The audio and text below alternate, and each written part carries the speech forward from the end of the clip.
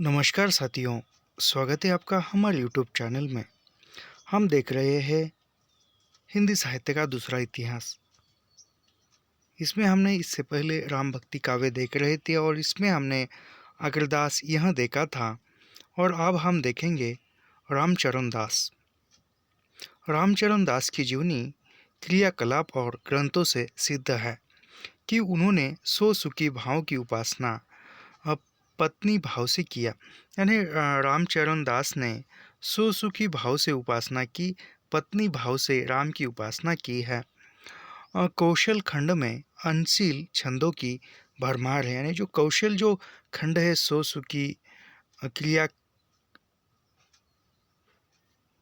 रामचरितमानस की टीका, ये मानस के पहले टीकाकार है।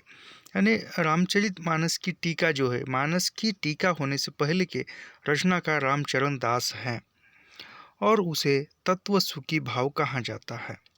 सो सुखी में भोक्ता का सुख है तो तत्व सुखी में दृष्ट का महाराज रघुराज सिंह इन पर श्रद्धा करते थे। उनके प्रीत्यर्थ इन्होंने त्रिकूट में अनेक प्रमोद वन बनाए। आजकल भी यह संप्रदाय अयोध्या में भगवान राम की तिरछी चितवन के गीत गाता है। जो तत्व सुखी संप्रदाय जो है, सो सुखी संप्रदाय जो है, वह आज भी अयोध्या में है और वह राम की तिरछी चितवन के गीत गाता है। रसिक संप्रदाय सामंती भोगवाद की चरम धार्मिक परिणति है। रसिक संप्रदाय जो है वह सामंती भोगवादी विचारधारा की चरम धार्मिक परिणति का एक रूप है। धर्म या संप्रदाय का मुखौटा इस भोगवाद के लिए सुविधाजनक था। धर्म हो या संप्रदाय, सामंत वर्ग का पल्ला छोड़ देने के बाद वह सोसुखी भाव की साधना करने लगा। यानी जो सामंती तत्व जो है वह छोड़ने के बाद वह सोसुखी भाव की साधना करने लगे। सामंती रीतिकालीन कवि का दायरा इससे बहुत बड़ा था। यही कारण है कि रीतिकाल के अनेक कवियों की बहुत सी रचनाएं लोगों को कंठस्थ है, जबकि सैकड़ों रामोपासक भक्तों का नाम लेवा कोई नहीं है। यानी रीतिकाल की बहुत से कवियों की रचना जो है लोगों को कंठस्थ है, यानी मुखगत है। अभी यहाँ से अन्य कवि देखते हैं। अन्य कवि या अन्य प्रवृत्तियाँ इस काल में जैसा प्रत्येक कालखंड में होता है।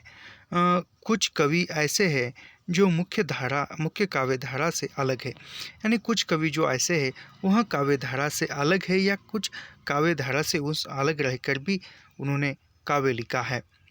काव्य धारा से ही अलग है न इतिहास कालखंड से। नीति काव्य लिखने वाले कवि अपने कालखंड की बहुत सी ऐसी जानकारी देते हैं जो इतिहास की पुस्तकों में नहीं मिलती है। यानी जो नीति काव्य लिखने वाले जो कवि है वह जो इतिहास में वह ऐतिहासिक तथ्य नहीं है, वह तथ्य उन नीति काव्य लिखने वाले कवियों की जानकारी से प्राप्त होती है, पुस्तकों से मिलती है। छिहल और जपाल ने केवल नीति काव्य लिखे। ने जो छिहल नामक एक कवि था और जमाल नामक एक कवि था, उन दोनों ने नीति काव्य लिखे हैं, केवल नीति काव्य। नीति काव्य को छोड़कर छिहल और जमाल ने अन्य कोई काव्य नहीं लिखे, उन्होंने केवल नीति काव्य लिखे हैं। अकबर के दरबार में हिंदी का प्रवेश एक घटना थी। हिंदी पहली बार उत्तर भारत के किसी मुसलमान बादशाह के दरबार में दाखिल हुई। यानी अकबर के दरबार में हिंदी का प्रवेश या अकबर के दरबार में हिंदी भाषा का प्रयोग, यह एक हिंदी की पहली घटना थी और वह उत्तर भारत के किसी मुसलमान बादशाह के दरबार में दाखिल हुई। यह एक आश्चर्य की घटना थी कि किसी मुसलमान के दरबार में हिंदी भाषा ने दस्तखत दी। दरबार की कामकाजी भाषा पारसी थी और हिंदी साहित्य जनता के बलबूते जी रहा था। यानी जो अकबर के दरबार की कामकाजी की जो भाषा थी वह फारसी थी। अकबर के शासन में कामकाजी भाषा फारसी थी और हिंदी साहित्य जनता के बुलबुते पर था। यानी हिंदी जो साहित्य था हिंदी भाषा का, वह जनमानस में फैला हुआ था, जनमानस में प्रचलित थी हिंदी। दरबार में प्रविष्टि होकर उसे बल मिला, किंतु दरबारीपन भी आया। फिर वह दरबार में गई और दरबार में जाने के बाद उसको दरबारीपन आया, यानी उस अकबर ने हिंदी को स्वीकारा। फिर भी रहीम जैसे कवि दरबारी से अधिक जनजीवन से संपर्क रहे। हिंदी दरबार में जाने के बाद भी जो रहीम जैसे जो कवि थे वो उन्होंने दरबारी से अधिक, यानी जो दरबारी कवि थे रहीम, तो उन्होंने रहीम जैसे कवियों ने दरबार से अधिक हिंदी को जनमानस जीवन से संपर्क में लाया। तानसेन मुख्यतः गायक थे पर हिंदी में भी कविता लिखते थे। तानसेन जो है वह गायक थे, फिर भी वह हिंदी में कविता लिखते थे। और टोडरमल और बीरबल राजकाज में व्यस्त होते हुए भी फुर्सत के समय कविता लिखते थे। यानी टोडरमल बीरबल यह राज कामकाज में थे, यानी राजकाज में कामकाज में व्यस्त रहते थे, फिर भी समय मिलता है, समय मिलने पर वह कविता लिखते थे। इनके अतिरिक्त मनोहर कवि और महापात्र नरहरि भी इसी दरबार से संबद्ध थे। यानी जो टोडरमल और बीरबल के अलावा ही मनोहर कवि महापात्र नरहरि यह भी अकबर के दरबार में उपस्थित कवि थे। अकबरी दरबार में गंग कवि का बहुत सम्मान था। अकबर के दरबार में भी गंग कवि यह अकबर के दरबार में था और उसका बहुत सम्मान था। होल राय अकबर के दरबारी में कभी कभी आया करते। होल राय जो थे वह अकबर के दरबार में कभी कभी आते थे। इस काल में शुद्ध मनोरंजनात्मक प्रेमाख्यान भी लिखे जाते रहे, जिन्हें बहुत महत्वपूर्ण नहीं कहा जा सकता। रीति काव्य का बीज भी इसी समय पड़ गया, यानी अकबर के समय में ही रीति काव्य की जो नींव है वह गढ़ी गई थी, जिसका प्रतिनिधित्व कृपाराम और केशव करते थे। यानी रीति काव्य का रीति का जो निरूपण है या रीति के आधार पर काव्य जो है कृपाराम और केशवदास लिखते थे। इस तरह भक्ति की मुख्य धारा में न पड़ने वाले कई महत्वपूर्ण कवि हैं। उनमें गंग, रहीम, सेनापति, नरोत्तम स्वामी और केशवदास प्रमुख है। यानी भक्ति की मुख्य धारा में यह कवि आते नहीं है, लेकिन फिर भी वह आते नहीं है तो भक्ति काव्य में काव्य के बाहर के जो कवि है, अन्य प्रवृत्तियों में जो रखे हुए कवि है वह उसमें है गंग, रहीम, सेनापति, नरोत्तम स्वामी और केशव दास, यह प्रमुख है। अब यहाँ गंग का हम परिचय देखते हैं थोड़ा सा। गंग का पूरा नाम क्या था कहा नहीं जा सकता, यानी गंग का पूरा नाम क्या है इसीलिए इस पर भी सटीक तरीके से कुछ प्रमाण या कुछ सबूत नहीं मिलता। कुछ लोगों ने शिव सिंह सेंगर के अनुसार उन्हें गंगा प्रसाद लिखा है। यानी गंग का नाम शिव सिंह सेंगर नामक ग्रंथ में शिव सिंह सेंगर के अनुसार गंगा प्रसाद लिखा है, पर गंग की रचनाओं से इसकी पुष्टि नहीं होती। यानी गंगा प्रसाद लिखा है गंग का नाम शिव सेंगर ने, लेकिन उनकी गंग की रचना देखने के बाद इस नाम की पुष्टि नहीं होती। इस नाम की गंग का नाम गंगा प्रसाद था, इस नाम की सत्यता नहीं दिखाई देती। अंत गंग को गंग ही रहने देना चाहिए। उनकी रचनाओं से प्रतीत होता है कि वे ब्रह्म भट्ट थे, यानी वह ब्रह्म भट्ट थे गंग। सेंगर और मिश्र बंधुओं ने उन्हें इकनौर एटा का निवासी बताया है। शिवसिंह सेंगर और मिश्र बंधुओं ने गंग को इकनौर एटा का निवासी बताया है, यानी इकनौर एटा स्थान के गंग थे शिव सेंगर और मिश्र बंधुओं के अनुसार। पर इसका भी कोई प्रमाण नहीं है, इसका भी कोई सटीक प्रमाण नहीं मिलता। समय के बारे में केवल इतना ही कहा जा सकता है कि वे अकबर के समकालीन थे। यदि समय का गंग के समय का पता लगाना है तो वह अकबर के समकालीन थे, यानी कि जिस समय अकबर का राज्य था या अकबर जिस समय उपस्थित था उसी समय गंग कवि भी थे। चंद छंद वर्णन की महिमा को गंग की रचना मानकर कोई नतीजा नहीं निकाला जा सकता है, क्योंकि वह जाली ग्रंथ सिद्ध हो चुका है। चंद छंद वर्णन की महिमा यह गंग का ग्रंथ माना जाता है और यह ग्रंथ गंग का मानकर भी इससे कोई सिद्ध नहीं होता, क्योंकि यह पूर्णतः जाली ग्रंथ है। चंद छंद वर्णन की महिमा और वह जाली ग्रंथ, यानी यह एक झूठा ग्रंथ है, यह ऐसा साबित हो चुका है। गंग के संबंध में सदियों से जनश्रुति चली आ रही है कि किसी राजा या नवाब ने उन्हें हाथी के पैरों तले कुचलवा दिया। यानी वह एक ऐसी जनश्रुति है, जनश्रुति यानी जो ये कहावत यानी लोगों द्वारा कही हुई बातें, जो जनश्रुति। तो वहाँ ऐसा कहा जाता है कि गंग कवि को नवाब द्वारा उन्हें हाथी के पैरों तले कुचला दिया गया था। वे बड़ बोले और निर्भीक कवि थे। कहा जाता है कि दिल्ली दरबार में उन्होंने कुछ अयोग्य बातें कह दी, फलस्वरूप बेगम ने हाथी से कुचलवा दिया। यानी वह गंग जो था, गंग बड़ बोला, यानी वह निर्भीक था, निडर था, किसी से डरता नहीं था। जो भी सच्चाई है, जो भी बातें हैं, वह ऐसे बेधड़क कहता था। और वह ऐसा कहने से ऐसी उन्होंने दिल्ली दरबार में ऐसी बातें बेधड़क निर्भीक होकर, निडर होकर कही, और वहाँ के बेगम ने उनको हाथी के स्वरूप, हाथी के पाँव के नीचे कुचलवा दिया था। भाखो कचुक अजोग्य पाठी रागी उर आयो, बेगम करी आती क्रोध, क्रोध तुरत गज तरे देवायो। गांव के बड़े बूढ़ों से गंग की एक समस्या पूर्ति आज भी सुनाई पड़ती है। एक मुसलमान राजा ने समस्या रखी रखी ठंडन ठंडन ठंडन ठह क्यों। गंग ने तुरंत पूर्ति की। यानी गंग जो है एक समस्या पूर्ति के नाम पे, समस्या पूर्ति से भी गंग की पहचान होती है, और वो आज भी समस्या पूर्ति प्रचलित है। एक मुसलमान ने समस्या रखी थी, यानी एक मुसलमान ने उनके सामने एक समस्या रखी थी। वह समस्या यह थी कि ठनन ठनन ठनन ठनन ठनन ठनन ठह क्यों, ऐसा वो कहा, और उन्होंने तुरंत पूर्ति की, यानी तुरंत जवाब दिया। करी के सुसिगार अटारी चढ़ी, मणि लालन सो हीरा हलक्यो। सब अंग सुबास सुगंध लगाई, के बास चहु दिसी को महक्यो। करते यिक कंगन छूटी परयो, सीढ़िया सीढ़िया सीढ़िया बहक्यो। कभी गंग भन्यो, इक सब भनो भयो, ठनन ठनन ठनन ठहक्यो। इस पर राजा को गंग पर संदेह हो गया, और उसने उन्हें, यानी ऐसा वह समस्या रखी और उस समस्या का गंग ने इस प्रकार जवाब दिया, तो वह उस पर संदेह हुआ और गंग को हाथी के पैरों तले कुचला दिया गया। दूसरे कवियों के छंदों से भी मालूम पड़ता है कि वे हाथी द्वारा मारे गए थे। यानी दूसरे कवियों ने भी उसका वर्णन किया है कि गंग जो है वास्तवता सत्यता में हाथी के पैरों तले कुचले गए और मार दिए गए।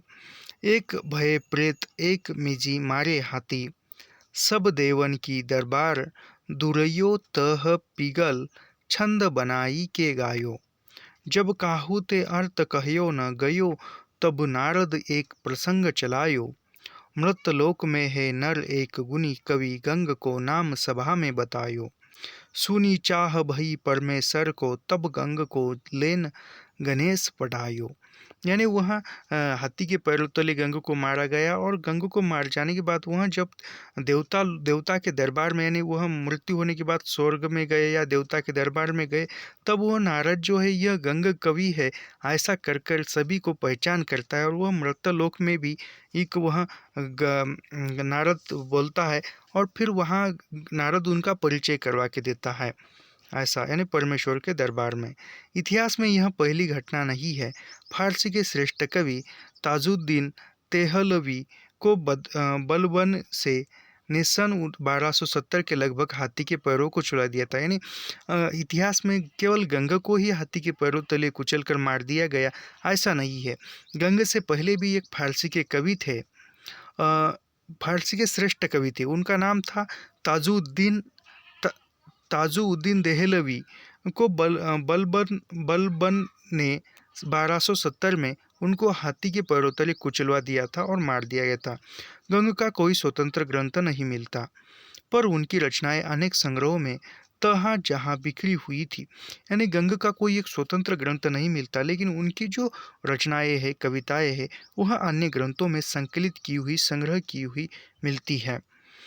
याज्ञिक बंधुओं ने प्रयत्नपूर्वक गंग की रचनाओं का एक संग्रह गंग रत्नावली के नाम से तैयार किया है। याज्ञिक बंधुओं ने गंग की रचनाओं का संकलन गंग रत्नावली नाम से किया है। गंग की रचनाओं का गंग रत्नावली नाम से संग्रह किसने किया, यह यदि प्रश्न पूछा जाता है तो याज्ञिक बंधुओं ने उनकी गंग रत्नावली नामक गंग की रचनाओं का संग्रह तैयार किया था। किंतु अब एक बड़ा संग्रह नाप्र सभा ने यानी नागरी परिचालनी सभा से प्रकाशित हो चुका है। तो वह याज्ञिक बंधुओं ने गंग रत्नावली नाम से गंग की रचनाओं का संकलन किया और अब एक वह बड़ा ग्रंथ बन गया और फिर नागरी परिचालनी सभा से प्रकाशित हो चुका है। लेकिन उनकी और भी रचनाएं मिल गई। फिर वह उन ग्रंथ में तो संकलित थे, उन संकलित रचनाओं को छोड़कर भी अन्य और भी रचनाएं मिली। गंग के कवित्वों में कई तरह की रचनाएं मिलती है। इन्हें 3 भागों में बांटा जा सकता है। तो वह गंग की अनेक प्रकार की कविताएं मिलती है, कवित्व मिलते हैं। तो उन गंग की कवित्वों को 3 भागों में, 3 विभागों में बांटा गया है, विभाजित किया गया है। एक है नायिका भेद, दूसरा है कृष्ण लीला प्रशस्ति और नीति धर्म। यानी गंग ने 3 प्रकार के ग्रंथ लिखे या 3 प्रकार के कवित्व लिखे या कविता लिखी। उसमें प्रथम है नायिका भेद, दूसरा है कृष्ण लीला प्रशस्ति और तीसरा है नीति धर्म। सच तो यह है कि इनमें रीति काव्य भी है और भक्ति काव्य भी। फिर उन्होंने रीति काव्य भी लिखे और भक्ति काव्य भी लिखे हैं।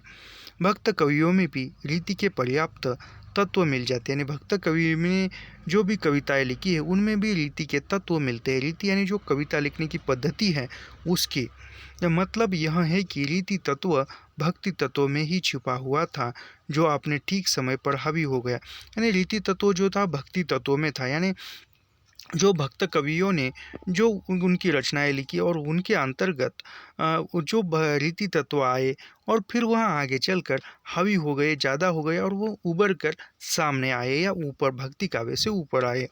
नायिका भेद के साथ ही उन्होंने ऋतु वर्णन और योग श्रृंगार की रचनाएं भी लिखी है। यानी वह गंग ने नायिका भेद के साथ ऋतु वर्णन, योग श्रृंगार, वियोग श्रृंगार की रचनाएं भी की है, जो बहुत परंपरा भुक्त है। प्रशस्तियाँ भी उन्होंने संख्या में काफ़ी लिखी। यानी जो प्रशस्तियाँ है वह भी गंग ने काफ़ी लिखी है, बहुत लिखी है। इससे उनकी भाट वृत्ति का पता चलता है। प्रशस्तियों में जहाँ तहाँ इनकी उद्भावनाएं देखने ही बनती है। इससे इनकी अद्भुत कल्पना शक्ति का पता चलता है। यानी कि अद्भुत कल्पना शक्ति थी, कल्पना करने की शक्ति गंग के पास अद्भुत थी, यानी अच्छी खासी थी। खान खाना की प्रशंसा में लिखा गया एक छंद देखिए। खान खाना की प्रशंसा करते हुए गंग ने एक छंद लिखा है, वह निम्नलिखित है या नीचे है।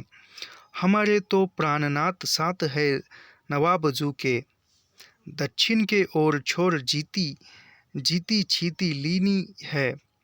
बक्सत सुनियत मोती माल माते गज, हमनी की है ले दीनी बीदी पे न दीनी है। ये सोधो पाई सुख के गवायो दिन, रैननी कपती रति पति रंग भिनी है। चकिए के बैन सुनी व्याकुल है बूझो बान, तेरे तू पिया को खान खाने मया कीनी है। यानी खान खाना की प्रशंसा की है। अभी यहाँ से उसका सारांश है, यह उस ऊपर के छंद का। सकई के पति चकवा को खान खाना शुभ जानकर युद्ध पर चले गए। यानी वो खान खाना, जो चकई का जो पति है चकवा, उसने खान खाना को युद्ध की जानकारी दी और वह युद्ध पर चले गए हैं। और स्त्री का पति सिपाही के रूप में गया है, वह स्त्री का जो पति है सिपाही के रूप में गया है। दोनों की वार्ता में खान खाना की वीरता, यानी दोनों की जो वार्ता है उस चकई यानी चकई का जो पति है चकवा, और चकवा भी खान खाना के साथ लड़ाई पर युद्ध पर गया है। और दोनों का जो वार्तालाप है वह है, दोनों की वार्ता में खान खाना की वीरता, दोनों की वार्तालाप हो रहा है और उसमें खान खाना की जो वीरता है उसकी वीरता दानशीलता के साथ योग जन्य दुख की अभिव्यक्ति कितनी वचन वक्रता के साथ हुई है।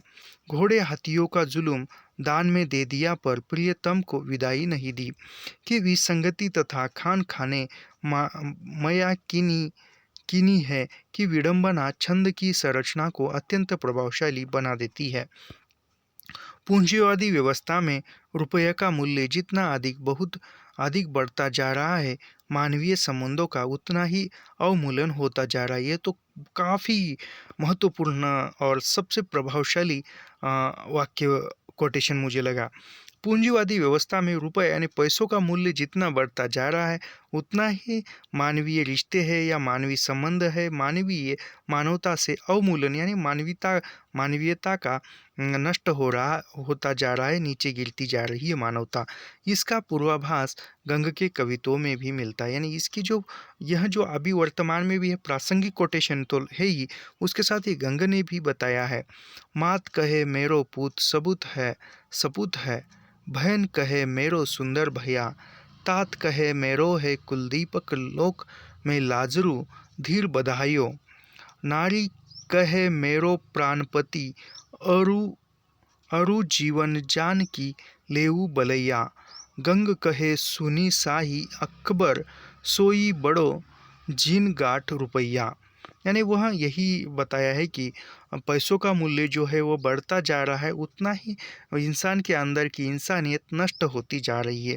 तुलसी की भांति भूख की व्यथा से वे भी खूब परिचित। यानी जो भूख की जो पेट की जो अग्नि है, वह तुलसी ने भी लिखी है और गंग ने भी लिखी है। उसका एक छंद, भूख में राजा को तेज सब घट गयो, भूख में सिद्ध की बुद्धि हारी, भूख में कामिनी काम को तज गई, भूख में तजी गयो पुरुष नारी, भूख में कोऊ व्यवहार नाही रहत, भूख में रहत कन्या कुमारी, भूख में गंग नहीं भजन हु बन परत, चारहु बेदते भूख न्यारी। यानी भूख यदि लगती है तो कोई कार्य ठीक से नहीं होता। कोई भी वीर क्यों ना हो, कोई अच्छा सैनिक क्यों ना हो, वह भूख है तो उसके पेट में भूख है तो वह युद्ध नहीं लड़ सकता। वह भूख के सामने ना नर है और ना नारी है, बुद्धि है। बुद्धि भी यदि भूख लगती है तो बड़े बड़े बुद्धि भी हारी जाती है, या बड़े बड़े बुद्धिमान हैं वह भी हार मानते हैं। भूख के सामने पुरुष नारी यह भी भेद मिट जाता है, कन्याकुमारी यह भी भेद, और भूख जो है सबसे न्यारी है, सबसे अलग है, और भूख के सामने किसी की नहीं चलती, ऐसा वह बताते हैं। ऐश रूप मोती को वह दिखाता फिरता है, जिस राजे महाराजे को कर्ण भरण बनाना हो वह उनकी किस्मत चुका कर ले ले। अपने आदर की रक्षा करते हुए गंग कहते हैं कि ऐश के कविता रूपी मोती को बेची है, ताहाई जहाँ नफा कछु पाई है। पूंजीवादी व्यवस्था में हर चीज़ सामान्य बिकती है, साहित्य और कला आदि सभी कुछ। यानी पूंजीवादी व्यवस्था में कोई चीज़ का बराबर मूल्य नहीं होता। कोई भी चीज़ एक उनके हिसाब से यानी कि नफ़ा कमाने के हिसाब से वह खरीदते हैं, बिकती है। और साहित्य और कला यह इनकी भी कोई कीमत नहीं थी, इनका भी कोई मूल्य नहीं था। सामंत युग में जिस सौदागरी पूंजीवाद की चर्चा की जाती है वह गंग ने उक्त कवित्वों से भी सिद्ध की। यानी जो सामंती पूंजीवादी व्यवस्था थी, सौदागरी पूंजीवादी व्यवस्था थी, उनमें गंग ने भी उपर्युक्त बताया है। जैसे कि पैसे का यह मूल्य है लेकिन इंसानियत का नहीं। फिर भी वे अर्थ पर जोर देते हैं। जो कवि केवल चमत्कार खड़ा करते हैं उन्हें वाक पशु कहते हैं। यानी जो कवि चमत्कार खड़ा करते हैं, चमत्कार दिखाने का प्रयास करते हैं, उन्हें वाक पशु कहते हैं।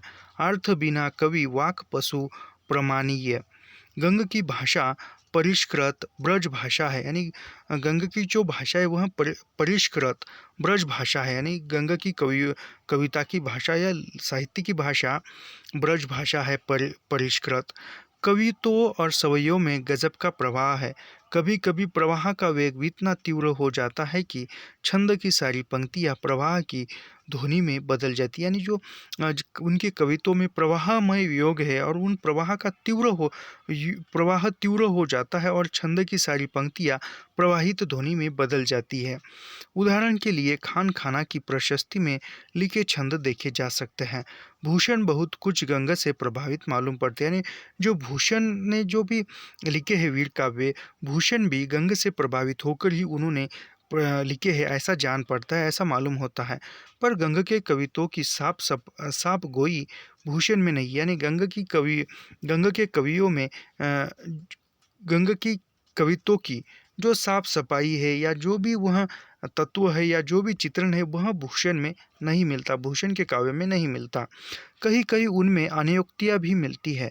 तुलसीदास की तरह अनेक बोलियों को एक भाषा में मिश्रित कर लेना उनके लिए सहजता दास ने कहा भी है। यानी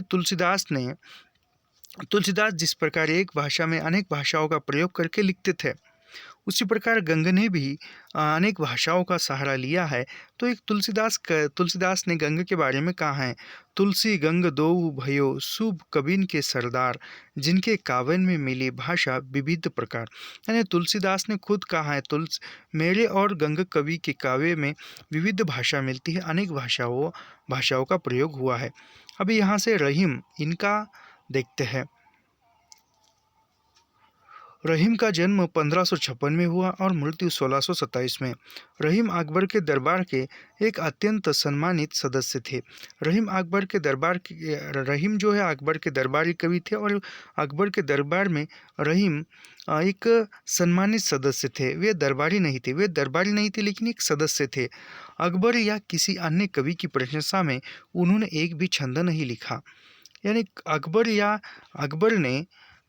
रहीम ने अकबर के प्रशंसा में या किसी अन्य कवि की प्रशंसा में अकबर के विषय में एक भी छंद नहीं लिखा।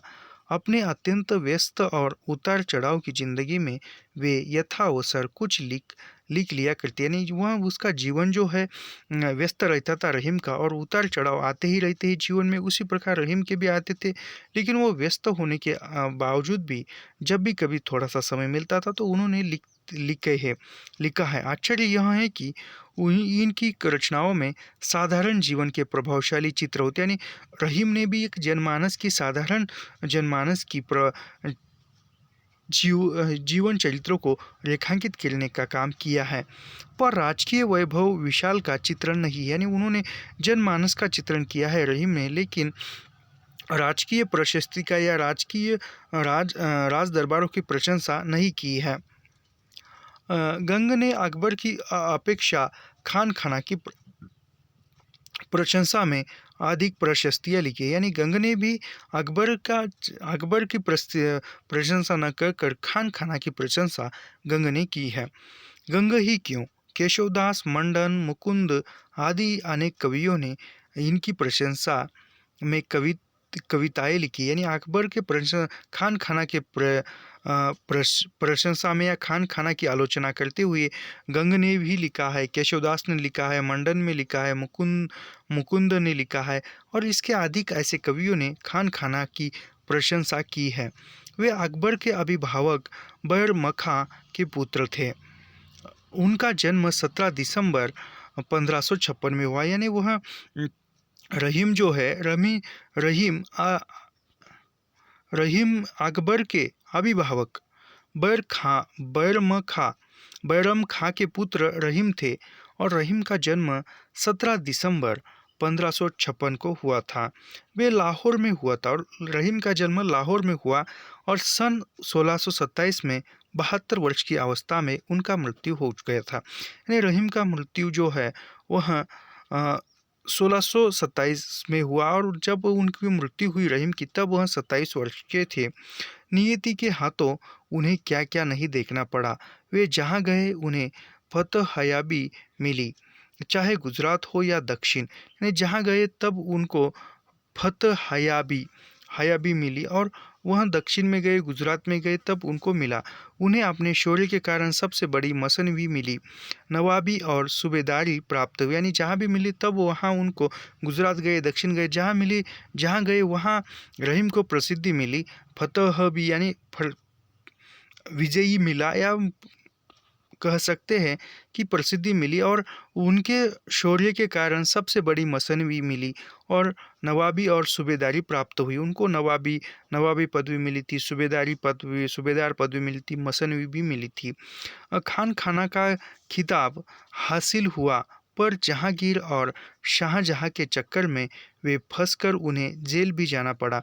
यानी वह खान खाना ने उनको खिताब दिया। खिताब एक पदवी थी, वह पदवी दी रहीम को खान खाना ने, लेकिन जहांगीर और शाहजहां के चक्कर में पड़कर उनको जेल भी जाना पड़ा था रहीम को। जेल में ही बादशाह ने उनके बेटे का सिर काटकर तोहफे के रूप में भेजा। यानी जेल में ही बादशाह ने उनके बेटे का, यानी रहीम के बेटे का सिर काटकर रहीम को भेजा। रहीम तब वहाँ जेल में ही बंदी थे। दूसरे बेटे में एक साम्राज्य की रक्षा में मारा गया, यानी दूसरा बेटा ही रहीम का साम्राज्य की रक्षा करते हुए मारा गया। एक शराब पीकर मर गया। यानी रहीम के 3 बेटे थे। एक को बादशाह ने मारकर उनको जब रहीम बंदी हुए थे, जेल में थे, तब बादशाह ने उनके एक बेटे को मारकर उनका सिर उनको दिखाया रहीम को। दूसरा जो बेटा था वह साम्राज्य की रक्षा करते हुए मारा गया, और तीसरा जो था वह शराब पीकर मर गया। वृद्धावस्था में दान प्रिय खान खाना दरिद्र हो गए। यानी वह जब वो रहीम वृद्ध हुए तब दान प्रिय जो वृद्ध होने के बाद दान प्रिय खान खाना था वह भी दान देकर सब कुछ संपत्ति जो है नष्ट हो गया और दरिद्र हो गया। सब मिलाकर दुख ही जीवन की कथा रही। क्या कहूँ, वो कुछ न कहीं निराला कहते हैं। उसी प्रकार सब मिलकर अंततः दुख ही दुख जीवन में रहा।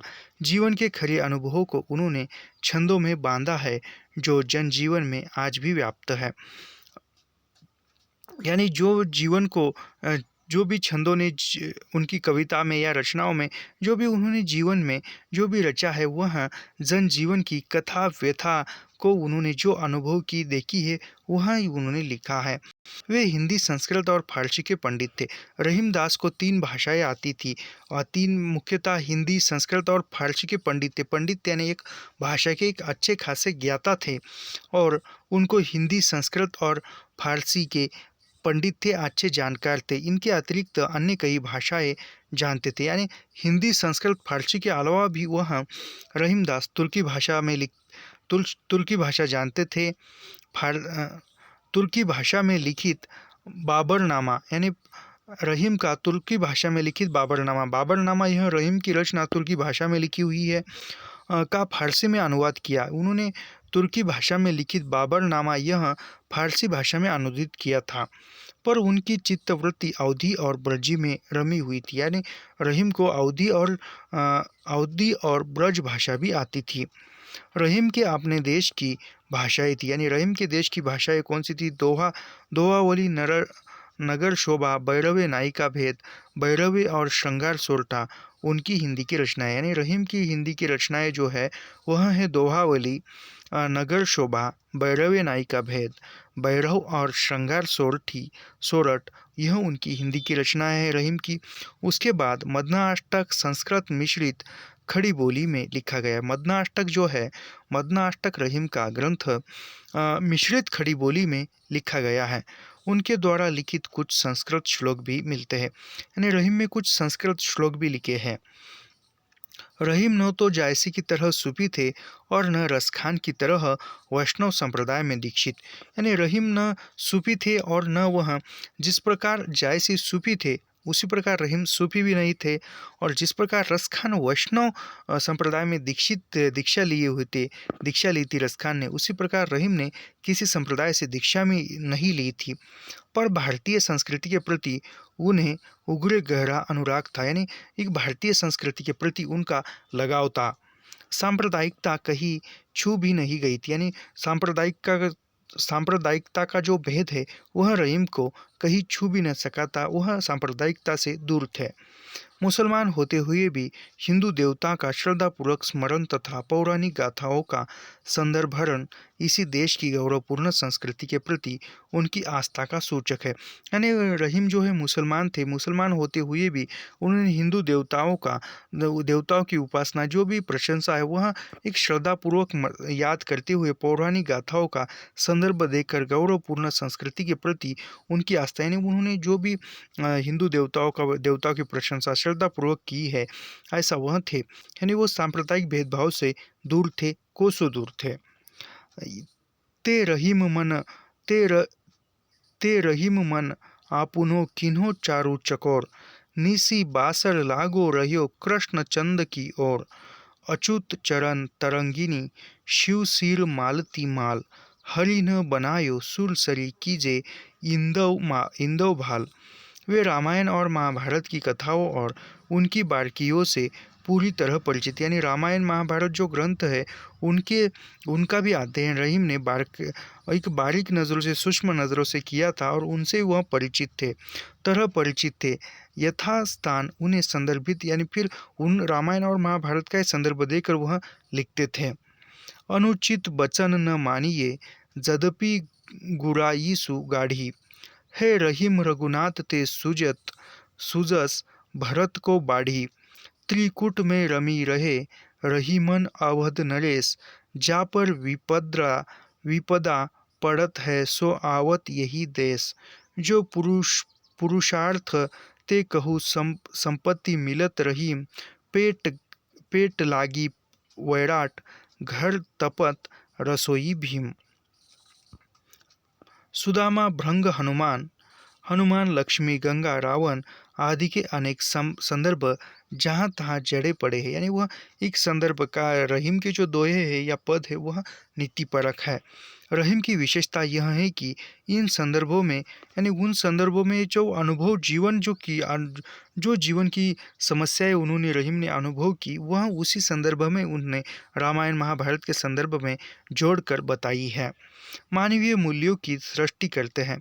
इन मूल्यों की ओर उनके आकर्षण का एक कारक भी हो सकता है कि जिस छद्म भरे समाज में वे रह रहे थे उनके यहाँ वे अनुपस्थित, यानी छद्म भरे जिस शोषित समाज में रहते थे उसके वह जिस शोषित समाज में वह रहते थे उस समाज से वह दूर थे।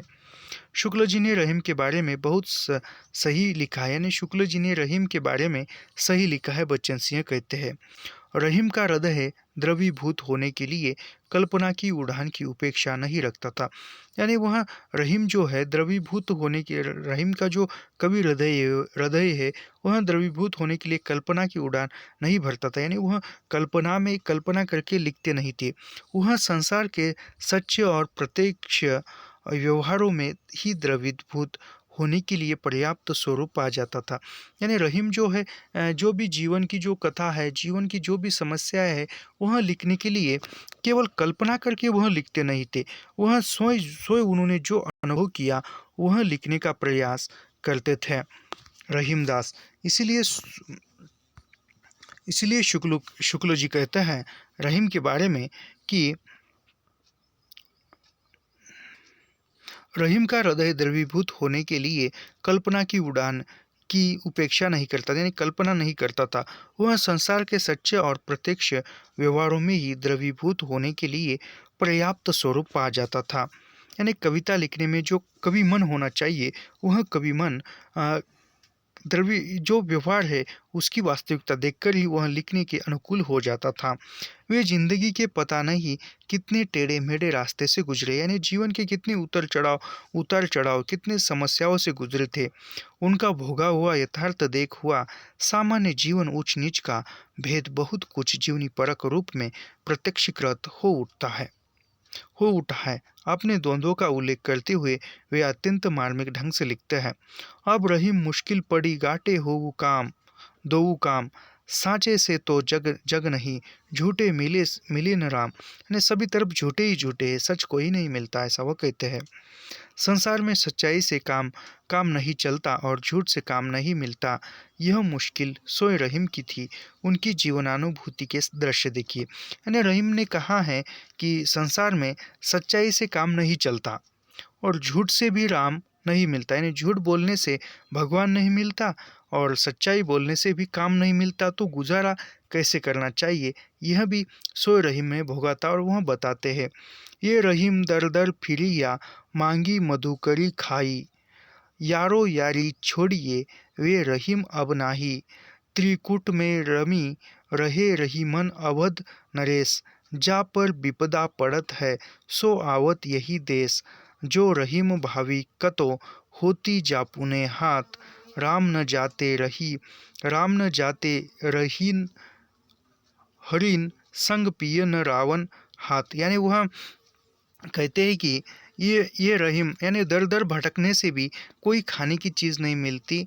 यानी जो मित्रता है, मित्रता के बारे में बताती यारो यारी छोड़िए, यानी सब मित्र परिवार जो है वह सब कुछ छोड़कर जब चित्रकूट सभा में ही राम रमे रहे, तो अवध का नरेश यानी राम जो है चित्रकूट सभा में ही रमे रहे, जहाँ पर विपदा यानी अयोध्या में विपदा आई, आपत्ति आई, फिर भी वह चित्रकूट सभा में ही रमे रहे अवध नरेश यानी राम। और वह रहीम कहते हैं कि जो रहीम भावी कतो होती अपुहे हाथ, यानी जो भी होता है अपने ही हाथों से होता है। और यदि वह हरिण के पीछे न जाते तो वह रावण जो है सीता को न ले जाते, ऐसा वह कहते हैं। धन या पित्त को केंद्रीय विषय वस्तु मानकर उन्होंने मित्रता, भूख और अंत में भगवान की शरणागति का चित्रण किया है। उनकी षष्ठोक्ति है, जब लगी बीत न अपुन्हे तब लगी मित्र न कोय। धन का बढ़ना घटना धनी वर्ग के लिए चिंत्य है, गरीब के लिए इसका कोई मायने नहीं। यानी जो धन संपत्ति जो है, धन संपत्ति कम हुई या ज़्यादा हुई, यह जो धनी व्यक्ति है, जो धनाढ्य है, उसके लिए वह बात मायने रखती है। लेकिन जो गरीब है, जो कमाकर खाने वाला है, उसके लिए धन की वृद्धि हुई या कम हुई यह कुछ मायने नहीं रखता। कही रहीम धनी बढ़ी घटे, जात धनिन की बात। यानी धन बढ़े घटे, यह जो चिंता करने की बात है वह धनी व्यक्ति की बात है। घटे बड़े उनको कहाँ घास बेची जे खात। यानी जो रोजी रोटी कमा कर जो रोजगार प्राप्त करके जो अपनी रोजी रोटी कमा कर खाता है, उनको धन घटे या बढ़े कुछ उससे मतलब नहीं होता। धन का संचय संचय के लिए नहीं है। कहीं रहीम पर काज हित संपत्ति संचय सुजान। यानी धन का संचय, धन जो है एक ही जगह पर ज़्यादा इकट्ठा करने से रख के लिए कि वह संचय, धन का संचय के लिए नहीं। धन जो है वह इकट्ठा करके रखने के लिए नहीं होता। यानी पैसे जो भी धन संपत्ति है वह इकट्ठा करके रखने के लिए नहीं होती है, ऐसा रहीम करते हैं। कही रहीम पर काज हित संपत्ति संचय ही सुजान। यानी संपत्ति जो है इकट्ठा करके जो रखते हैं वह संपत्ति नहीं होती है। वह पंख का जल धन्य है, जिसे छोटे छोटे जीव पीकर आधा जाते हैं। यानी वह कहते हैं कि जो नदी नाले या छोटे छोटे जो भी वह झरने हैं, वह अच्छा जल है, क्योंकि वह जल पीकर जो पशु पक्षी है वह पीकर अपनी जो तृष्णा है, अपनी जो प्यास है वह बुझाते हैं। लेकिन समुद्र किस काम का है? उतना बड़ा विशाल जल समुद्र के पास होता है, लेकिन कोई वह जल पीकर अपनी प्यास बुझा नहीं सकता। वह समुद्र किस काम का, ऐसा रहीमदास बताते हैं। समुद्र का अगाध जल किसी काम का नहीं है, क्योंकि उससे किसी की प्यास नहीं बुझती। समुद्र के पानी से किसी की प्यास नहीं बुझती। धनी रहीम जल पंख को लघु जिए पियत आघाय। अधदी बड़ाई कौन है जगत पियो जाए। यानी वह कहते हैं कि जो नदी नाले है या छोटे छोटे झरने हैं, वह उसका जो जल है वही एक अच्छा जल है। जो जल पशु पक्षी पीकर अपनी प्यास बुझाते हैं, जीवन जीते हैं, वही जल है। समुद्र के पास उतना बड़ा उदती बड़ाई कौन है जगत पियासो जाए। यानी जो उदती यानी जो समुद्र में उतना बड़ा जल है, फिर भी कोई पीकर वह प्यास नहीं बुझा सकता, तो वह जल किस काम का। इसको वह धन संचय यानी धन की जो पैसा हो, संपत्ति हो, हम इकट्ठा करके रखते हैं, संचय करके रखते हैं, लेकिन संचय करके रखते हैं वह किसी के काम नहीं आता। वह यदि किसी की भूख मिटाने के लिए या किसी की ज़रूरत के काम आता है, वही धन होता है। ऐसा रहीम एक नीतिपरक दोहे बताते हैं। कहना न होगा कि लघु जी के प्रति रहीम को गहरी अनुभूति थी। जब कभी उन्हें अवसर मिला है, उन्होंने सहायता की है। यानी जब भी कभी एक कबीर भी रहीम जो है वह भी एक लघु जीवन के थे। उनकी भी पास ज़्यादा संपत्ति नहीं थी, गुजर निर्वाह करने उतनी ही संपत्ति थी। फिर भी जब कभी उनको अवसर मिलता, जब कभी उनको समय मिलता या अवसर मिलता, तब भी वह एक दान करते थे या औरों की मदद करते थे। उन्होंने सहायता की है। मित्रों से लगता है मित्रों से लगता है उन्हें काफ़ी निराशा हुई है, यानी मित्रों से निराशा हुई, मित्र परिवार की तरफ से रहीम को निराशा हुई, तभी लिए वह मित्रता के बारे में कहते हैं। वे मित्रता की एकमात्र कसौटी विपत्ति को मानते हैं, यानी मित्र जो है एक विपत्ति लाने का साधन है, ऐसा रहीम जी मानते हैं। मित्रों से इनमें जो काम दे वही मित्र है, विपत्ति कसौटी जे कसे ते ही साँचे भीत। यानी मित्र जो है विपत्ति का एक साधन है, यानी विपत्ति लाने का काम मित्र करते हैं, और जो विपत्ति के समय काम आए वही सच्चा मित्र है। इसमें जो काम दे वही मित्र है, विपत्ति कसौटी जे कसे तेजी साँचे मित। यानी विपत्ति में जो काम आए, समस्या में जो काम आए, वही सच्चा मित्र या सच्चा मित है, ऐसा रहीम बताते हैं। सबको सब होऊ करे के सलाम के राम, हित रहीम तब जानिए जब कछु अटके काम। यानी रहीम कहते हैं कि जब काम रुक जाए तभी किसी को कोई व्यक्ति याद आता है, उसके बिना नहीं याद आता। नहीं तो सबको सब को करे है सलाम के राम, यानी जो भी कभी है राम को पूछते हैं, सभी राम को पूछते हैं, लेकिन उसमें से कोई ऐसे है जो जब समय आए तभी राम को पूछते हैं। अवध की संस्कृति में उनकी गहरी पैठ थी, यानी अवध की संस्कृति में गहरी उनकी पैठ थी, यानी गहरी वह उतरे थे संस्कृति में अवध के। सामान्य पति पत्नी के संबंध का कितना मधुर चित्र, यानी सामान्य जनजीवन के जो सामान्य रोजी रोटी कमाकर खाने वाले जो सामान्य परिवार के जो पति पत्नी है, उनका भी एक मधुर चित्रण कवि रहीम ने किया है। लेके सुगर खुरपिया पिए के साथ, छईबे एक छतरिया बरखत पात। यानी जो खुरपी, यानी जो खेत में जो खरपतवार निकलता है उसको निकालने का जो साधन होता है उसको खुरपिया बोलते हैं। मराठी में उसको खुरप या वीणा कहते हैं। तो वह खुरपिया निकाल कर अपने पिए के साथ, यानी पति के साथ स्त्री और स्त्री के साथ पति दोनों मिलकर वह खरपतवार निकालते हैं, और जो भी वह एक छतरी में एक छत के नीचे बरखत पात, यानी एक छत के नीचे रहते हैं, फिर भी उनमें जो भी मिलता है वह उन दोनों में प्राय होता है। दोनों ही एक बरकत यानी एक वह बढ़ते रहता है। वह बैठे ठाले का प्रेम नहीं है, बल्कि साथ साथ काम करने का ग्राह्य ही तक प्रेम है, जो कर्म के बीच उत्पन्न होता है। यानी जो साथी कैसा होना चाहिए यह बताते हुए वह सामान्य जनजीवन के, यानी दोनों पति पत्नी दोनों भी काम करते हैं, दोनों भी कमाते हैं, दोनों ही खाते हैं, यानी गृहस्थिक यानी जो घर में हमारे साथ रहने वाला, यानी किसी स्त्री का पति हो या किसी पुरुष की पत्नी हो, वो दोनों साथ मिलकर काम करते हैं, कर्म करते हैं, और उस कर्म के बीच से जो उत्पन्न प्रेम होता है वही सच्चा प्रेम होता है, ऐसा रहीम कहते हैं। और प्रेम अत्यंत दुर्लभ पदार्थ है, ठीक वैसे ही जैसे मनुष्य, यानी जिस प्रकार मनुष्य है उसी प्रकार प्रेम भी एक दुर्लभ पदार्थ है।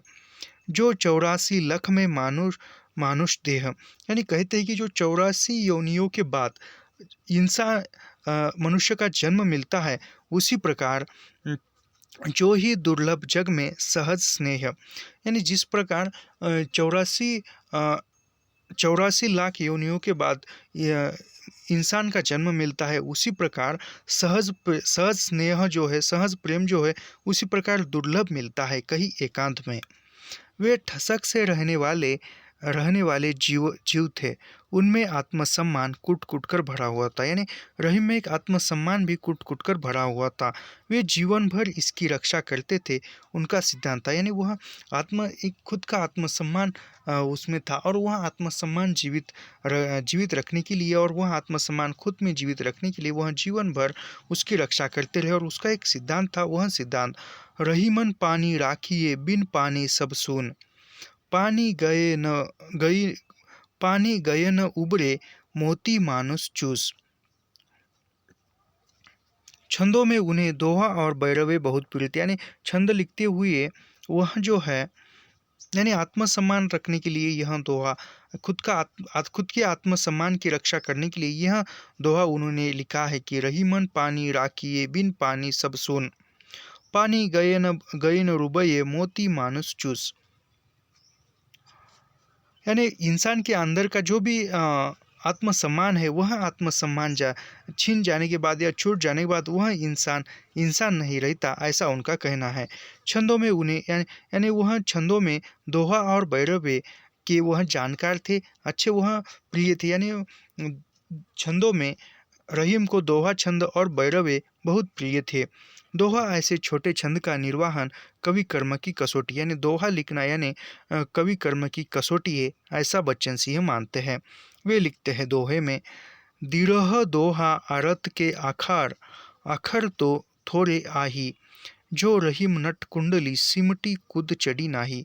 पर दोहा छंद को रसानुभूति की दृष्टि से वे उतना महत्वपूर्ण नहीं मानते। भैरवे के बारे में उनका कहना है, यानी वह दोहा छंद जो है रसात्मक नहीं होता है, ऐसा रहीमदास का कहना है।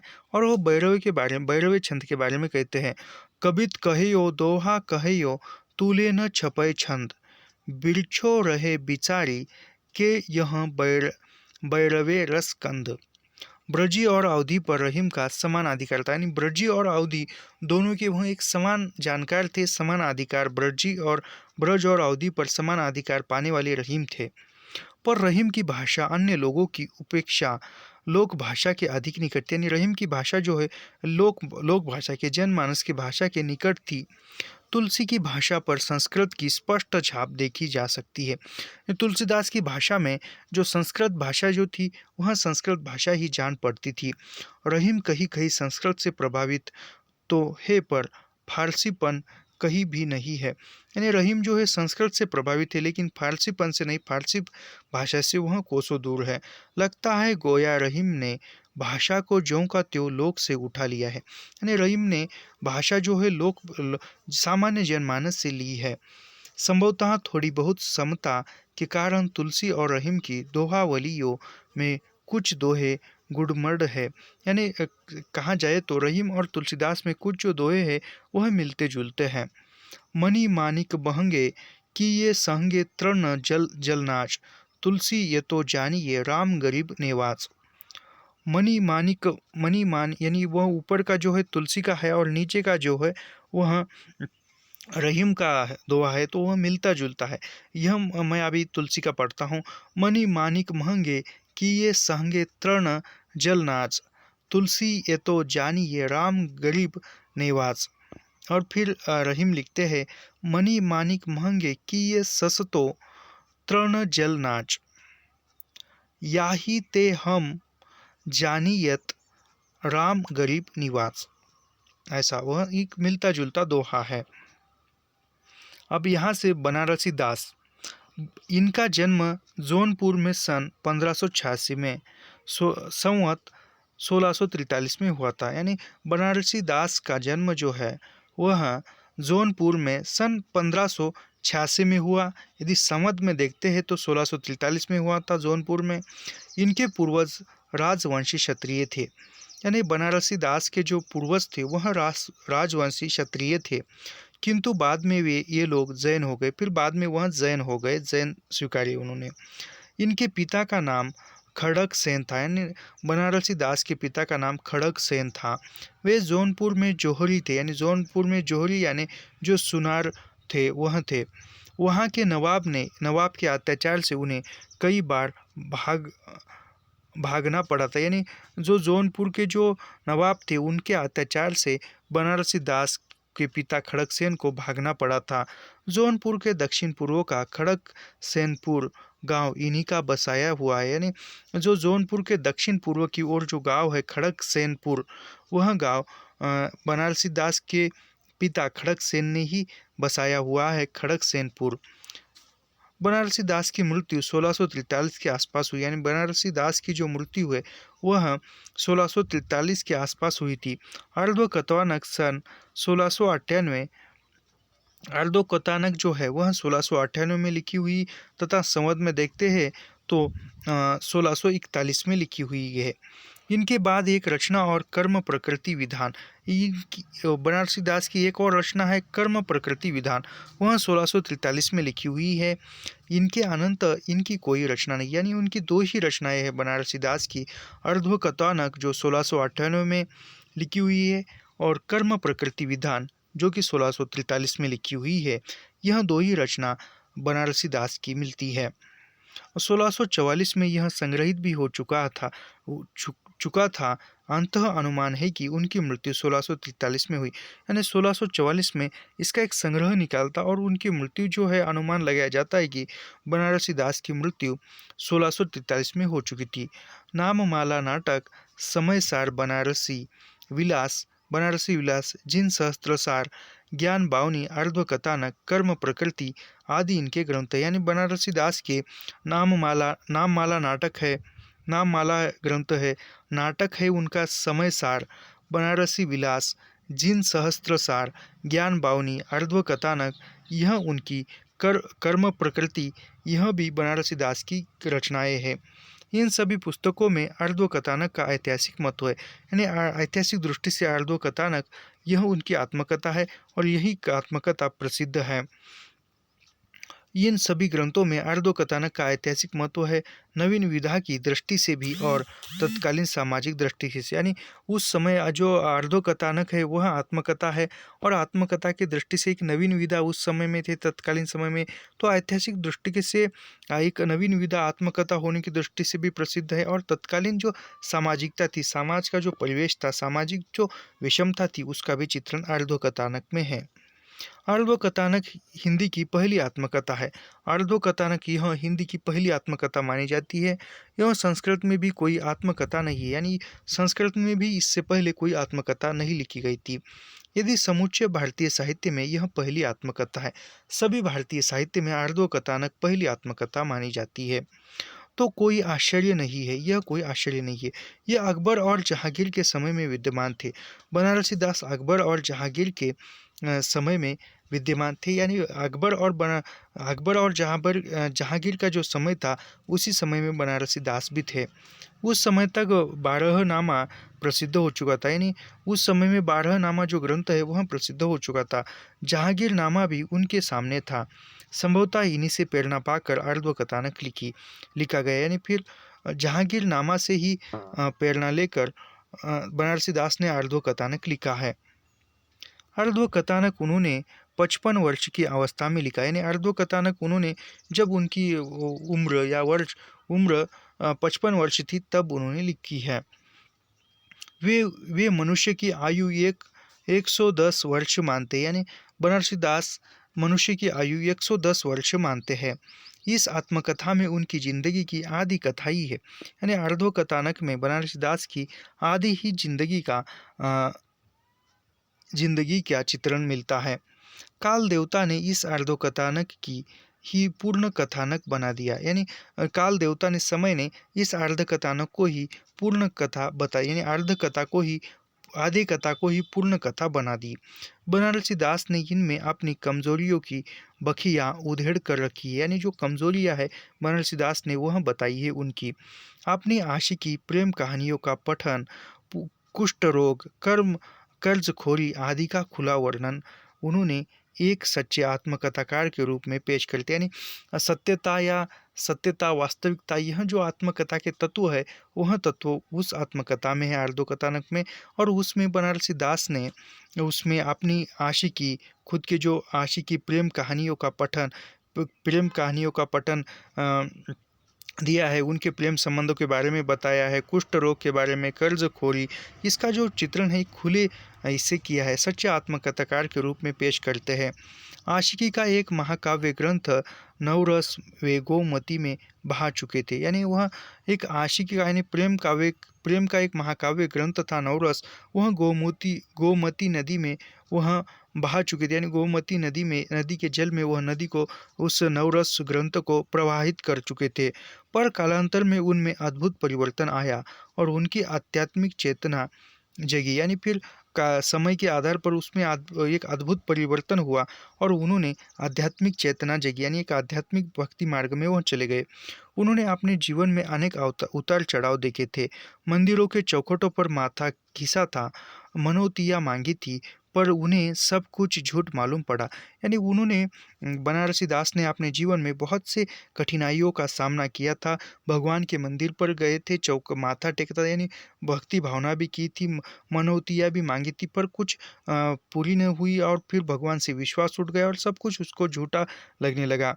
कबीर इस बाह्य आडंबर का पहले ही विरोध कर, यानी कबीर जो है इस बाह्य आडंबर का पहले से ही विरोध करते थे। जाति पाति छुआछूत, हिंदू मुसलमान के बीच भेदभाव के वे वैसे ही विरोध, यानी कबीर की तरह वो जाति पाति छुआछूत, हिंदू मुसलमान के विरोधी वह बनारसी दास कबीर के जैसे ही विरोधी थे। तो आज की वीडियो में इतना ही। मिलते हैं अगले वीडियो में। ऐसे ही लाइन टू लाइन, पंक्ति दर पंक्ति अध्ययन करने के लिए हमारे चैनल को सब्सक्राइब कीजिए, लाइक कीजिए और शेयर करना मत भूलिए। साथ ही कमेंट कीजिए, बताइए, आपकी कमेंट ही हमारी सफलता है फिलहाल तो आपकी कमेंट ही हमें हौसला बढ़ाती है कि अगला वीडियो बनाने के लिए। तो इस प्रकार जब भी कभी आगे चलकर नेट का नया पाठ्यक्रम आएगा तो वह रचनाएं पढ़ाना हम प्रारंभ करेंगे। तो मिलते हैं नेक्स्ट वीडियो में। धन्यवाद।